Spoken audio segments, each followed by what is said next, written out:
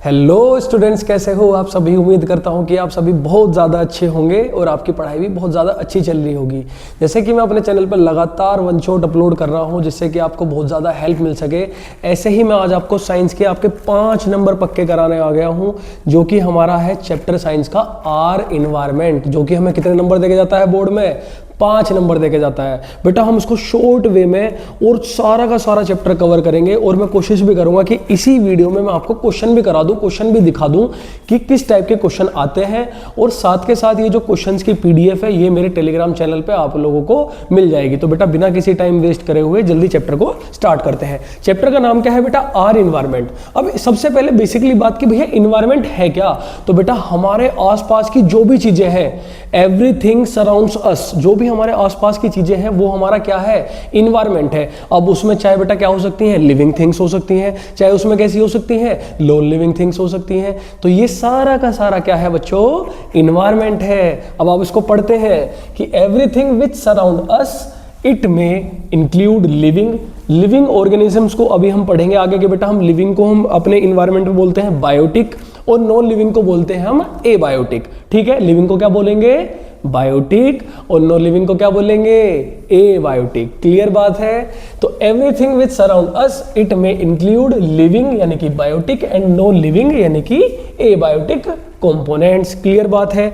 अब बायोटिक में जैसे कि भैया मैंने बताया कि बायोटिक वाला आपको दिमाग में रखना है कि लिविंग ऑर्गेनिजम्स हैं, और एबायोटिक कौन से हैं? जो कि नॉन लिविंग है। अब बायोटिक में कौन होंगे भैया? हम, तुम, प्लांट्स, ये सब क्या है? लिविंग ऑर्गेनिजम्स हैं, यानी कि क्या भैया? Plants and animals. वहीं अगर बात करी जाए बेटा किसकी? एबायोटिक की, तो एबायोटिक में कौन है? जैसे कि आपका एयर, वाटर और ये ऐसी ऐसी चीजें हैं ना, एयर, वाटर एटसेट्रा, ये सब क्या है बेटा? एबायोटिक कंपोनेंट्स हैं। और मैं आपको यही बता के चलता हूं कि बेटा जो एबायोटिक और बायोटिक है आपस में कैसे हैं? इंटरकनेक्टेड हैं। क्या आप एयर के बिना, ऑक्सीजन के बिना जिंदा रह सकते हो? आपका आंसर होगा नहीं भैया हम तो नहीं रह सकते। तो बस हुई ना हुई इंटरकनेक्टेड दोनों चीजें। तो बायोटिक एबायोटिक के साथ क्या है? इंटरकनेक्टेड है। ठीक है बच्चों, अब नेक्स्ट बात करते हैं कि भैया बायोडिग्रेडेबल और नॉन बायोडिग्रेडेबल क्या होते हैं। तो बेटा बायोडिग्रेडेबल वो होंगे, बायो यानी कि जो खुद से अपने आप क्या हो जाएंगे? डिग्रेड हो जाएंगे। भैया किसी की हेल्प लेंगे वो? हाँ, किसी की हेल्प लेते हैं। किसकी हेल्प लेंगे? माइक्रो ऑर्गेनिजम्स की। किसकी हेल्प लेंगे? माइक्रो ऑर्गेनिजम्स की। माइक्रो ऑर्गेनिजम्स क्या होते हैं बेटा? डीकंपोजर्स होते हैं। क्या होते हैं? डीकंपोजर्स, जो कि लिविंग ऑर्गेनिजम्स को क्या कर देते हैं बेटा? डीकंपोज, यानी कि उनको छोटे छोटे हिस्सों में क्या कर देते हैं? तोड़ देते हैं। ऐसा समझ के चलो अभी। फिर वहीं बेटा नॉन बायोडिग्रेडेबल कौन होंगे? नॉन बायोडिग्रेडेबल वो होंगे जो कि माइक्रो ऑर्गेनिजम्स की बिना क्या नहीं होने के बेटा? मतलब डिग्रेड नहीं होने के, बेसिकली, है ना। यानी कि माइक्रो ऑर्गेनिजम्स का इन पे कोई भी इफेक्ट नहीं पड़ेगा। अब इनको इंग्लिश में पढ़ते हैं। Substance that can be decomposed by the action of microorganisms like bacteria। जैसे कि मैंने बताया माइक्रो ऑर्गेनिजम्स में कौन आएगा बेटा? Bacteria are called biodegradable. जैसे कि एग्जांपल क्या है? Organic waste. जितना भी हमारा ऑर्गेनिक वेस्ट है वो क्या है भैया? ऑर्गेनिक वेस्ट हम कैसे समझे? अरे भैया जितने भी हम प्लांट्स एंड एनिमल्स हैं ये सब एक तरह समझो कि हम क्या है? ऑर्गेनिक ही है ना, ऑर्गेनिक वेस्ट है हम। क्लियर बात है? अरे समझ में आ गई बात? हाँ भैया। तो भैया ऐसे सब्सटेंस जो कि माइक्रो ऑर्गेनिजम्स के हेल्प से डिग्रेड होंगे उन्हें हम बायोडिग्रेडेबल बोलेंगे, और जो माइक्रो ऑर्गेनिजम्स के हेल्प से डिग्रेड नहीं होंगे उनको हम नॉन बायोडिग्रेडेबल बोलेंगे। जैसे कि एग्जांपल पॉलीथीन बैग, पन्नी, है ना। हम ऐसे भैया हमने चिप्स वगैरह खाए और ऐसे ही डाल दिया। बेटा हमने तो डाल दिया लेकिन वो डिग्रेड नहीं होते, वो लास्ट में आके क्या क्रिएट करते हैं हमारे इन्वायरमेंट में? पोल्यूशन क्रिएट करते हैं। ठीक है, तो example polythene bag, metals, radio active wastage और एक्सेट्रा, ये सब क्या है बेटा? नॉन बायोडिग्रेडेबल है। फिर बात करते हैं भैया इकोसिस्टम क्या है? Ecosystem and it's component. चलो, मैंने जैसे कि आपको बताया इकोसिस्टम में क्या होते हैं बेटा? कि बायोटिक और एबायोटिक आपस में कैसे होते हैं? इंटरकनेक्टेड होते हैं। तो ये दोनों मिलकर किसका पार्ट है? हमारे इकोसिस्टम का पार्ट है। किसका पार्ट है? इकोसिस्टम का पार्ट है। चलो आ जाओ।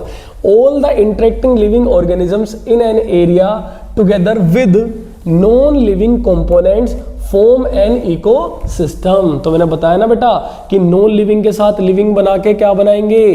क्या बनाएंगे? इकोसिस्टम बनाएंगे। Form an ecosystem, so an ecosystem consist of both biotic and abiotic. Biotic यानी कि लिविंग भी होंगे और एबायोटिक यानी कि नॉन लिविंग भी होंगे। ठीक है बेटा, like temperature, rainfall, wind, soil etcetera. जैसे कि मैंने बताया, आप बिना एयर के जिंदा तो नहीं रह सकते, बिना टेम्परेचर, अगर टेम्परेचर ही ना हो तो भी आप जिंदा नहीं रह सकते। समझ रहे हो कि नहीं समझ रहे हो बात को? अब देखो इकोसिस्टम दो तरीके का होगा, एक कैसा होगा मैन मेड होगा यानी कि आर्टिफिशियल इकोसिस्टम, एक कैसा होगा नेचुरल इकोसिस्टम यानी कि जो हमें मिला है भाई, है ना, प्रकृति से हमें मिला है, ठीक है, हमें ऊपर से ही मिला है वो। तो मैन मेड यानी कि जैसे क्रॉप फील्ड, एक्वेरियम एटसेट्रा।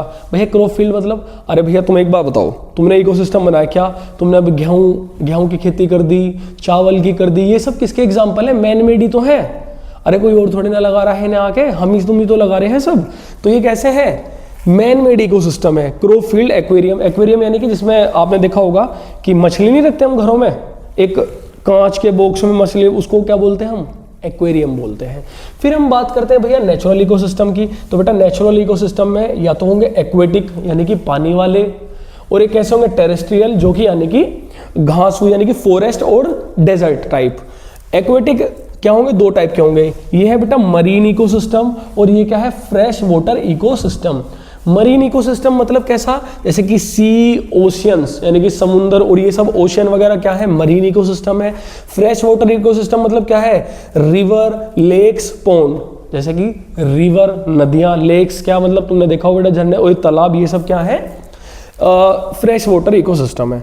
क्या इतनी बात क्लियर है बेटा? इकोसिस्टम क्लियर हुआ?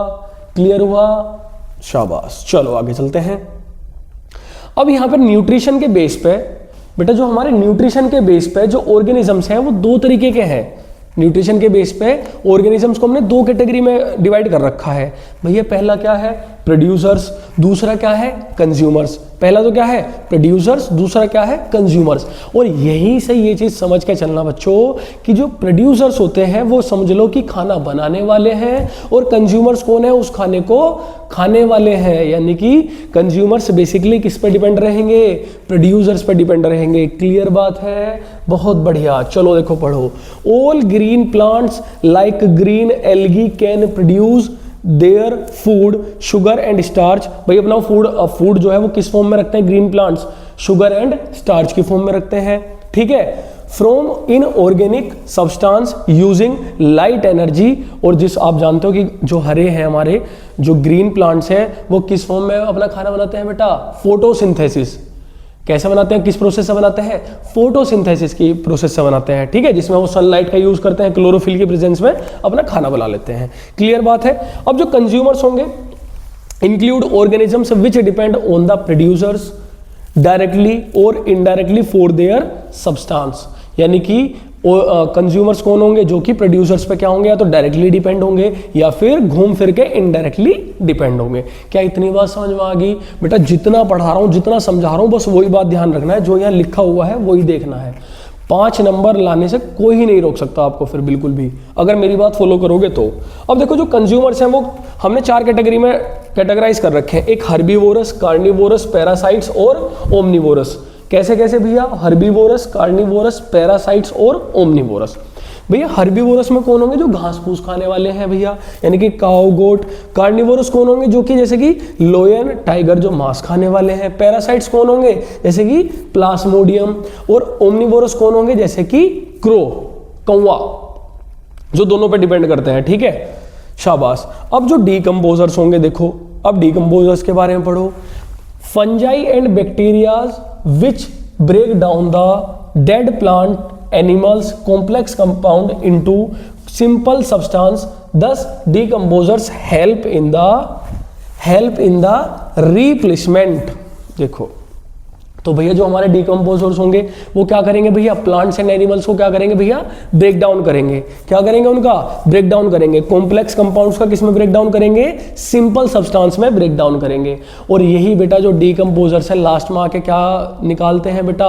मिनरल्स। क्या देते हैं? मिनरल्स, वाटर, जो कि भैया कौन यूज करते हैं? वापस प्रोड्यूसर्स यूज करते हैं, ठीक है। क्लियर बात है?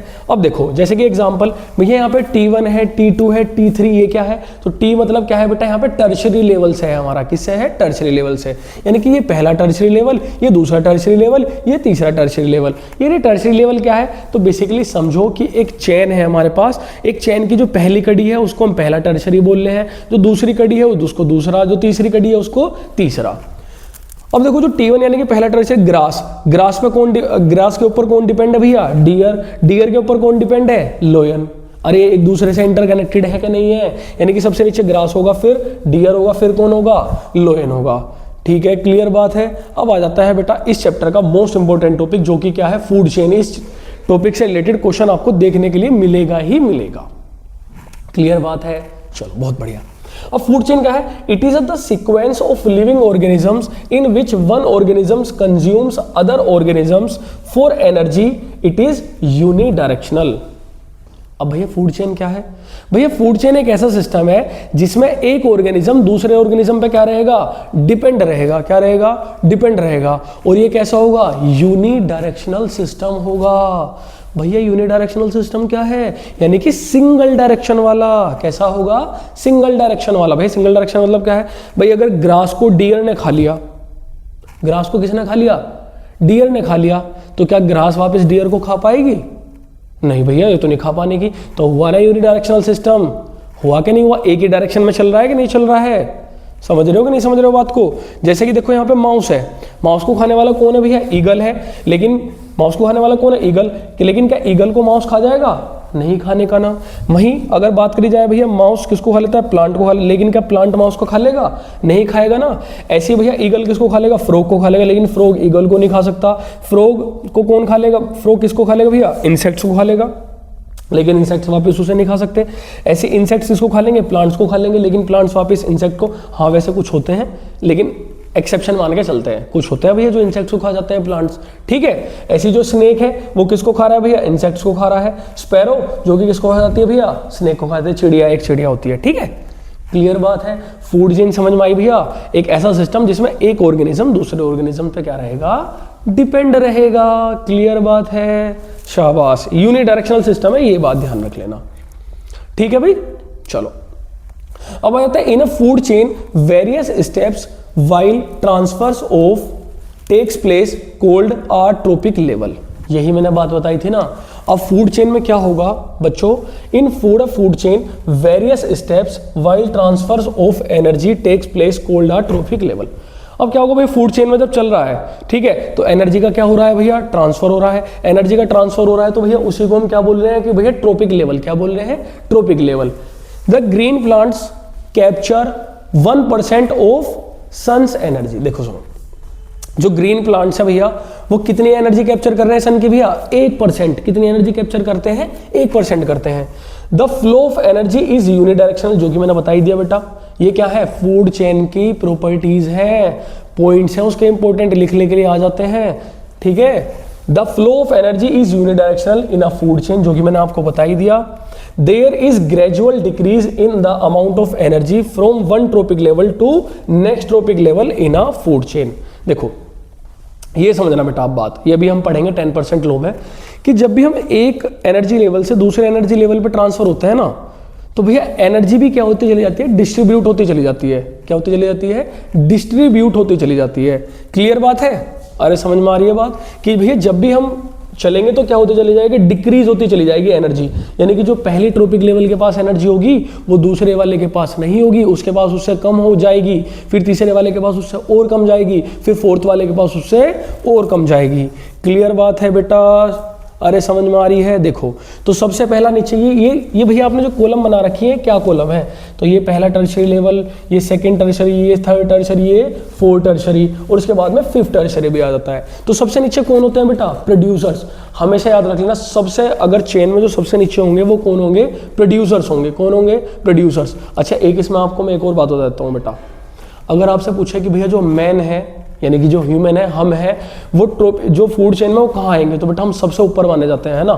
सबसे ऊपर अगर रखा जाएगा तो कहाँ रखा जाएगा, किसको रखा जाएगा बेटा, इंसान को रखा जाएगा।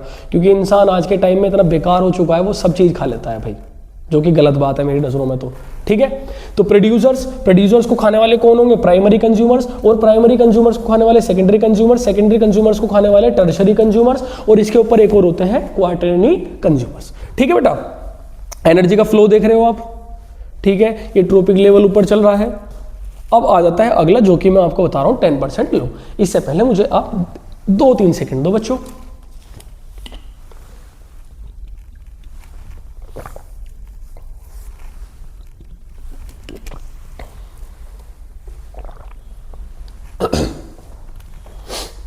चलो, तो भैया 10% लो क्या है?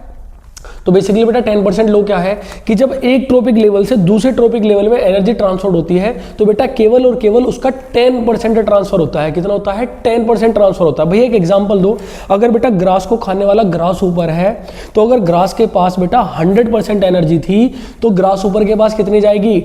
10% एनर्जी जाएगी। और जो ग्रास अपने पास एनर्जी कंजर्व्ड कर लेगा ना, जो रख लेगा, वो कितनी कर रख लेगा? 90% एनर्जी रख लेगा और बची हुई 10% किसके पास जाएगी? जो उसको खा रहा है उसके पास। तो वही लिख रहा है यहाँ पे, the energy is transferred to next level while 90% energy is used by present trophic level in its life processes. मैंने आपको बताया ना, बस ये याद रख लेना कि भैया 10% एनर्जी क्या होती है? ट्रांसफर होती है। क्लियर बात है? वहीं 90% एनर्जी क्या हो जाएगी? कंजर्व्ड हो जाएगी, रखी जाएगी। अब देखो सुनो बेटा, ये टर्म, इस पॉइंट को बहुत इंपॉर्टेंट मार्क कर लेना, बायोमैग्निफिकेशन अक्सर आ जाता है। ठीक है, अब बायोमैग्निफिकेशन क्या है बेटा कि जैसे ही यहाँ पे हम एक ट्रॉपिक लेवल से दूसरे ट्रॉपिक लेवल में बढ़ते हैं बेटा, तो जो टॉक्सिक लेवल का इंक्रीमेंट है ना, वो क्या होता चला जाता है बेटा? इंक्रीज होता चला जाता है। टॉक्सिक लेवल मतलब क्या? जो हार्मफुल सब्सटेंस है, ठीक है, वो क्या होते जाते हैं बेटा? एक ट्रॉपिक लेवल से दूसरे ट्रॉपिक लेवल में जाने में इंक्रीज होते चले जाते हैं। ठीक है, the concentration of harmful chemicals increases with every next trophic level in a food chain, और इसी को ही हम क्या बोलते हैं बेटा? बायोमैग्निफिकेशन। क्या बोलते हैं? बायोमैग्निफिकेशन। क्लियर बात है? चलो, तो क्लियर है बेटा, ये लिखने के लिए आता है बायोमैग्निफिकेशन क्या है। ठीक है, कि the concentration of harmful chemicals क्या हो जाता है भैया? इंक्रीज हो जाता है with the every next trophic level, हर एक नेक्स्ट ट्रॉपिक लेवल से किसी एक फूड चेन में। इसी को हम क्या बोलते हैं? Biomagnification. Maximum concentration of such chemicals get accumulated in human bodies since humans occupy the top of the level in any food chain. मैंने बताया ना, कोई भी अगर फूड चेन है ना, तो उसमें अगर सबसे टॉप पे रखा जा रहा है तो वो किसको रखा जा रहा है बच्चों? किसको रखा जा रहा है? ह्यूमन को रखा जाता है। ठीक है, तो मैक्सिमम कंसंट्रेशन सच केमिकल्स का किसके अंदर मिलेगा भाई? ह्यूमन बॉडीज के अंदर। किसके अंदर मिलेगा? ह्यूमन बॉडीज के अंदर मिलेगा। क्यों मिलेगा? क्योंकि उनको टॉप पे रखा जा रहा है। क्लियर बात है? चलो, अब आ जाता है भैया इन्वायरमेंट की कुछ प्रॉब्लम्स होती है ना। अब इन्वायरमेंट में क्या है? अब ऐसा तो नहीं कि सारी चीजें अच्छी चलेंगी, अब कुछ ना कुछ क्या होगा भाई? बुरी भी चीजें होंगी, तो वो बुरी चीजों के बारे में पढ़ते हैं। Changes in environment affect us and our activities change the environment around us. Environmental problems caused by humans are. अब क्या है, कुछ ह्यूमन से भी होती हैं भैया, जो ह्यूमंस की वजह से जो प्रॉब्लम क्रिएट हो रही है हमारे इन्वायरमेंट में, उसको पढ़ते हैं। मोस्ट ऑफ द बच्चे तो जानते ही हैं कि किस वजह से हो रही है, लेकिन पढ़ते हैं। देखो आ जाओ, तो सबसे पहले क्या है भैया? Depletion of ozone layer and waste disposal. मैंने पहले बताया भैया, हमने खाया पिया, ऐसी हमें सिविक सेंस, हमें सीखने की बहुत ज़्यादा ज़रूरत है। खाया पिया, उसको ऐसे ही फेंक दिया कूड़े की तरह है। फिर दूसरा क्या है, हम लगातार क्या कर रहे हैं भैया? ओजोन लेयर में डिप्लीशन कर रहे हैं। भैया ये कैसे हो रहा है? तो हम लगातार CFC गैसेस को इंक्रीमेंट कर रहे हैं। कैसे कर रहे हैं? पोल्यूशन करके। पोल्यूशन कैसे कर रहे हैं भाई? हम हार्मफुल फैक्ट्रियाज लगा रहे हैं। ठीक है, ये जितने भी हमारे व्हीकल्स हैं, ये क्या क्रिएट करते हैं? पोल्यूशन क्रिएट करते हैं, जिनसे CFC गैस इंक्रीज होती है। और CFC गैस इंक्रीज होने की वजह से भैया, ये CFC क्या है भैया? है भाई, CFC क्या है? तो मुझे कमेंट करके जरूर बताना कि भैया CFC मैं क्या बोल रहा हूँ, इसकी फुल फॉर्म, इन तीन गैस की फुल फॉर्म बतानी है। ठीक है, अब ये क्या है कि ओजोन लेयर में क्या करेगा? डिप्लीशन करेगा। अभी ओजोन लेयर क्या है? तो भैया जो सन की रेस से हमें प्रोटेक्ट कर रही है ना, सन के अंदर कौन सी रेज है? अल्ट्रा वायलेट रेज, यानी कि UV रेज। उनसे जो हमें एक लेयर प्रोटेक्ट करती है ना हमारे एटमॉस्फेयर में, वो होती है डिप्लीशन लेयर। किसकी होती है बेटा? वो ओजोन की। किसकी होती है? ओजोन की। वो डिप्लीशन यानी कि लगातार उसमें छेद हो रहे हैं। फिर अगला, pollution due to mismanagement of waste disposal. तो मिस मैनेजमेंट वेस्ट डिस्पोजल का उससे भी होता है। अब देखो, डिप्लीशन ऑफ ओजोन लेयर बेटा लिखने के लिए आ जाता है तो पढ़ लो। O3, ओजोन मतलब होता है O3। O3 layer is largely found in the stratosphere. कहाँ मिलती है बेटा? ये याद रख लेना, कौन सी उसमें मिलती है? स्ट्रेटोस्फेयर में मिलती है। हमारी लेयर की अलग अलग लेयर होती हैं, मुझे कमेंट करके जरूर बताओ कि जो सबसे नीचे वाली लेयर है उसको क्या बोलते हैं, सबसे ऊपर वाली को क्या बोलते हैं, उससे ऊपर वाली को क्या बोलते हैं, और सबसे लास्ट वाली को क्या बोलते हैं। तो लार्जली फाउंड इन स्ट्रेटोस्फेयर कहाँ मिलती है? Stratosphere, which is a part of our atmosphere, हमारे एटमॉस्फेयर का पार्ट है, जो कि कितनी रेंज में है बेटा? 12 किलोमीटर से 50 किलोमीटर तक की रेंज में है, अबव सी लेवल। और ये कहाँ से नापे जाते हैं बेटा? समुद्र की ऊंचाई से, समुद्र से नापे जाते हैं। ठीक है, ozone is a deadly poison at the ground level. अगर ये ग्राउंड लेवल पर आ जाए तो भैया कैसा है, डेडली पोजीशन है। Ozone is formed as a result of photochemical reaction. अब एक रिएक्शन भी इसकी लिखने के लिए आ जाती है भैया कि ओजोन की रिएक्शन लिखो, तो देखो ये रहा, पहले ऑक्सीजन थी, अल्ट्रावायलेट रेज मिली, तो क्या बन गया भाई यहाँ पे O+ यानी कि splitting of molecular of oxygen. Oxygen क्या हुआ भाई, स्प्लिट हुई, तो ऑक्सीजन के साथ जब फिर दोबारा ऑक्सीजन मिलेगी तो वो क्या बना लेगी भाई, O3। ये रिएक्शन बहुत ज्यादा जरूरी है, याद रख लेना। अब आगे चलते हैं, आगे कहता है भैया ozone layer is a protective, क्या है भैया, protective blanket around earth which absorbs most of the harmful UV radiations of the sun. मैंने बताया ना कि भैया क्या है, एक प्रोटेक्टिव चादर ओढ़ रखी है भाई नेचुरली, लेकिन हमारे जो ह्यूमंस के जो मिसमैनेजमेंट है उसकी वजह से लगातार क्या हो रहा है इसमें भाई, डिप्लीशन हो रहा है ना, लगातार क्या हो रहा है भैया, इसमें छेद हो रहे हैं, समझिए पोल्यूशन की वजह से। क्लियर बात है, तो इसको पढ़ लेना। Ozone layer emits harmful ozone gases, ये कैसे करती है भैया, हार्मफुल ओजोन गैसेस एमिट करती है, विच कोजेस स्किन कैंसर। ये याद रख लेना, ओजोन से क्या फर्क पड़ता है, स्किन कैंसर हो सकता है, कैटरेक्ट, मोतियाबिंद, वीकन इम्यून सिस्टम एटसेट्रा। और क्या होता है बेटा, वीकनेस आ जाती है इम्यून सिस्टम में। क्लियर बात है, चलो। The decline of ozone layer thickness in Antarctica was first observed in 1985। Antarctica में सबसे पहले इसको ऑब्जर्व करा था, कब भैया, 1985 में, and was termed as ozone hole, और वहीं पे इसको नाम दिया था क्या, ओजोन होल। क्लियर बात है, चलो। अब अगला आता है भैया गार्बेज डिस्पोजल, जो हमारा कूड़ा कचरा है उसका डिस्पोजल हम कैसे करते हैं। तो industrialisation and rise in demand of consumers goods have created a major problem in the form of wastage and its disposal. The different ways of solid waste disposal commonly around us are। अब देखो भैया लगातार demand बढ़ रही है, demand बढ़ रही है क्योंकि जनसंख्या बढ़ रही है, जनसंख्या बढ़ रही है तो भैया उसमें अलग अलग जो कूड़ा कचरा है उसके भी बढ़ने के पूरे चांसेस हैं। अब उसके पूरे बढ़ने के चांसेस हैं तो भैया उसको मैनेज कैसे करा जाए, तो उसके मैनेज करने के तरीके यहाँ पे आपको देखो दे रखे हैं। तो कैसे कर सकते हैं भैया, मेथड्स फॉर गार्बेज डिस्पोजल। सबसे पहला क्या है भैया, ओपन डंपिंग, लैंड फिलिंग्स और कंपोस्टिंग। अब ओपन डंपिंग क्या है, इट इज अ कॉमन, एक सेकंड, सॉरी बच्चों। So it is a conventional method in which solid waste is decomposed in selected area of our town। आप लोगों ने देखा होगा, अगर आप लोग NCR से बिलोंग कर रहे हो तो भैया कहीं कहीं आपने कूड़ों के पहाड़ देखे होंगे, उसी को ही क्या बोलते हैं, ओपन डंपिंग बोलते हैं। क्या भैया वो अच्छा है, अच्छा तो नहीं है, वो पोल्यूशन क्रिएट करता है, लेकिन भैया वो भी एक क्या है, मेथड है, उसी को हम क्या बोलते हैं, ओपन डंपिंग बोलते हैं। ठीक है, अब आता है भैया लैंड फिलिंग्स। तो वेस्टेज आर डिमांड, देखो wastage are dumped in low living areas and are compacted by rolling with, ये यहाँ पे क्या लिख रहा है भैया, यहाँ पे बताओ जल्दी से, अरे बोलो बोलो, ये भी नहीं, इसे तो तुम देखते हो हमेशा खुश होते हो, बुलडोजर्स। क्या है बुलडोजर्स, अच्छा क्या होता है, देखो दूसरा तरीका क्या है कि भैया लैंड फिलिंग्स। लैंड फिलिंग्स में क्या होगा कि जहाँ पे मतलब कम पॉपुलेशन रह रही है तो वहाँ पे क्या कर देंगे, गड्ढा खोद देंगे, गड्ढे में क्या भर देंगे, बुलडोजर्स की हेल्प से उसको भर देंगे। वो भी क्या है, एक तरह से बेकार काम है, वो भी लास्ट में क्या क्रिएट करेगा, क्योंकि डिकम्पोज तो होने वाले हैं नहीं ये, तो वो क्या क्रिएट करेगा, पोल्यूशन ही क्रिएट करेगा। फिर इसके बाद क्या भैया, कंपोस्टिंग, यानी कि उसका खाद बनाना।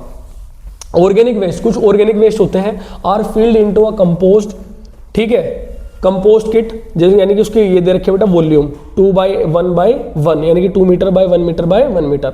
It is then covered with a thin layer of soil. After about 3 months the same garbage filled inside the kit changes into organic manure. समझ में आ गई, ऑर्गेनिक मैन्योर बनाना। तो एक दूसरा क्या है भैया, रिसाइकलिंग, रिसाइकल करना, कि उनको वापस क्या करना भैया, रीयूज करना। ये मेथड थोड़ा सा अच्छा है भाई, है ना, रिसाइकल करना बहुत ज्यादा अच्छा मेथड है ये। The solid waste is the solid waste is broken down into its constituents simpler materials. These materials are taken used to take new items। भाई नहीं आजकल रिसाइकलिंग बहुत ज्यादा चल रही है ना, तो जो वेस्ट हुआ उसको क्या कर लो, वापस रीयूज यानी कि रिसाइकल कर लो। ठीक, अब रीयूज वही मैंने आपको बताया, a very simple conventional technique of using an item, ठीक है, आइटम अगेन एंड अगेन, वापस उस आइटम को अगेन एंड अगेन यूज करना फॉर एग्जाम्पल पेपर, इवन एक एग्जाम्पल क्या है भैया, paper can be reused for making envelopes etcetera. भाई पेपर को हम क्या कर सकते हैं, रीयूज कर सकते हैं। ठीक है बच्चों, इतनी बात क्लियर है कि नहीं है, जल्दी से बोलो, अरे बोलो बच्चों। तो बेटा यहाँ पे हमारा ये चैप्टर खत्म होता है। अब मैं आपको इसके जल्दी से क्वेश्चन दिखा देता हूँ। उम्मीद करता हूँ कि बेटा आपको हर एक टॉपिक मैंने क्लियर करा दिया होगा। इतना पढ़ लेना बहुत ज्यादा इनफ है, मोर देन इनफ है बेटा ये आपके लिए। ठीक है, अब मैं आपको दिखा देता हूं इससे रिलेटेड क्वेश्चन। चल, ये क्वेश्चन बेटा आपको मेरे टेलीग्राम चैनल पे मिल जाएंगे। चल,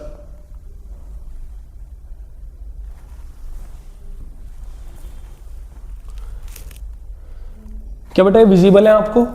अगर ये विजिबल है तो बहुत बढ़िया बेटा, इन क्वेश्चंस को आप अच्छे से प्रैक्टिस कर लेना। अगर ये आपको विजिबल है, अच्छे से प्रैक्टिस कर लेना। इन क्वेश्चन से बाहर कुछ नहीं आएगा। टेलीग्राम पे आपको ये बिल्कुल एकदम HD क्लियर दिख जाएंगे, वहां से आप इनको प्रैक्टिस कर लेना। यहाँ पे आपके हर टाइप के क्वेश्चन है और ये सोल्व्ड क्वेश्चन है आपके बच्चों, सोल्व्ड क्वेश्चन है सारे के सारे। ये क्या है, सोल्व्ड क्वेश्चन है। देखो इस टाइप के क्वेश्चन जरूर आते हैं बेटा। ये आपको बता रहा हूं कि इन द फॉलोइंग फूड चेन, तो मैं इसकी एक देखो ट्रिक बताता हूं। जैसे कि आपसे ऐसा आ जाएगा, एक फूड चेन दे देगा आपको और कोई से भी एक टॉपिक लेवल पूछ लेगा कि भाई इस पे इतनी एनर्जी थी, बताओ इस वाले पे कितनी एनर्जी होगी। तो बेटा इसकी एक सिंपल सी ट्रिक क्या है, अगर हम लेफ्ट से राइट की तरफ चल रहे हैं, यानी कि पहले टर्शियरी लेवल से दूसरे टर्शियरी लेवल पर चल रहे हैं, तो बेटा 10 से डिवाइड कर लेना, क्योंकि 10% क्या हो जाता है भैया, एनर्जी का डिवाइडेशन हो जाता है। और अगर बेटा हम यहाँ पे किधर की साइड से चल रहे हैं, राइट साइड से लेफ्ट साइड की तरफ चल रहे हैं, तो बेटा 10 का क्या कर देना, मल्टीप्लाई कर देना। जैसे कि मैं आपको ये क्वेश्चन पढ़ के दिखाता हूँ। कह रहा in the following food chain only 2 joule of energy was available to the peacocks. अब भैया पीकॉक्स के पास देखो, यहां से शायद आपको ये दिख जाए। ठीक है, कह रहा है कि इन the following food chain 2 joule energy किसके पास थी, पिकॉक के पास। अब देखो पिकॉक क्या है, सबसे लास्ट है इस चेन में। ठीक है, कह रहा how much would have been present in grass, तो बताओ ग्रास के पास कितनी होगी। अब देखो मैंने क्या बताई भैया, ट्रिक इसकी बहुत सिंपल सी। सबसे लास्ट है तो हमें पहले इसके चलना है, तो 10 की मल्टीप्लाई करोगे, तो यानी कि स्नेक के पास कितनी हो जाएगी भैया, 20। फिर इसके पास चलोगे तो भैया कितनी हो जाएगी, 20 की भैया 20 में मल्टीप्लाई 10 में मल्टीप्लाई करो कितनी हो जाएगी, 200। 200 के बाद भैया फिर इसमें करोगे, 10 से मल्टीप्लाई करो कितनी हो जाएगी, अरे कितनी हो जाएगी, 2000। और बेटा जब 2000 की फिर वापस 10 में मल्टीप्लाई करोगे तो ग्रास के पास कितनी आ जाएगी, 20,000 जूल की एनर्जी आ जाएगी। और यही बात बेटा देखो आपको यहाँ पे लिख रही है, तो बेटा देख लो 20,000 जूल की एनर्जी आ गई कि नहीं आ गई। तो जो मैंने आपको ट्रिक बताई उससे आप बहुत ध्यान से समझ लेना। ये क्वेश्चन दिख रहे हैं आपको, सोल्व्ड क्वेश्चन है बेटा, एकदम सारे सोल्व्ड क्वेश्चन है। इनको अगर आप ध्यान से कर लोगे, समझ लोगे, तो बहुत बढ़िया रहेगा आपके लिए। ठीक है, अब मैं आपको इसमें और 2-3 क्वेश्चन दिखा देता हूं। What is meant by food chain, ये फूड चेन का जरूर आएगा। The number of trophic levels in a food chain unlimited, क्या भैया फूड चेन में नंबर लिमिटेड होते हैं। तो ये सब आपको यहाँ पे सब आंसर लिखे हुए मिल जाएंगे। ठीक है, अगर मैं क्योंकि अभी आपको कराने जाऊंगा तो वीडियो बहुत ज़्यादा लंबी हो जाएगी। फिर भी अब अगर आप लोगों को कोई सा भी क्वेश्चन समझ में नहीं आता है तो वो मेरे से पूछ लेना। ये पूरा चैप्टर थ्योरेटिकल है, तो आप इजीली याद कर सकते हो। जो मैंने आपको थ्योरी में कॉन्सेप्ट बताए हैं उनको बस दिमाग में ध्यान रख लेना। ठीक है, प्रोड्यूसर्स कंज्यूमर्स, इनके ऊपर क्वेश्चन जरूर आएगा बेटा आपसे। ये देखो यहाँ से बेटा मेरी गारंटी है इसके बाहर कुछ नहीं आने का। और जब ये आप ये क्वेश्चन कर लोगे तो ये देखो प्रैक्टिस करने के लिए भी आपके पास क्वेश्चन है। ठीक है, ये सब आए हुए क्वेश्चन है पिछले बार में।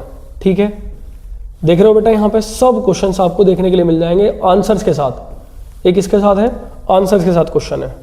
ठीक है, ये देख लो बेटा, इसमें आपकी बेटा एनसीईआरटी भी कवर है। और बेटा बायोडिग्रेडेबल और नॉन बायोडिग्रेडेबल को बहुत आराम से ध्यान से पढ़ लेना। ठीक है, फूड चेन और फूड वेब, बेटा फूड चेन और फूड वेब बहुत इंपॉर्टेंट। फूड चेन और फूड वेब मोस्ट इंपॉर्टेंट है। फूड वेब, इसमें बेटा केस स्टडी भी है आपके लिए। ठीक है, केस स्टडी भी है, पूरे आपको क्वेश्चन एकदम डिट्टो यही रखे मिलेंगे आपके। ठीक है, यही क्वेश्चन देखने के लिए मिलेंगे। वापस बता रहा हूं, देखो जैसे कि फूड चेन और फूड वेब। तो फूड चेन मैंने आपको बता दिया भैया, फूड वेब क्या है, it is an interconnection between food chain through which energy is pass into an ecosystem. तो फूड वेब क्या है भैया, एनर्जी का ट्रांसफर होना।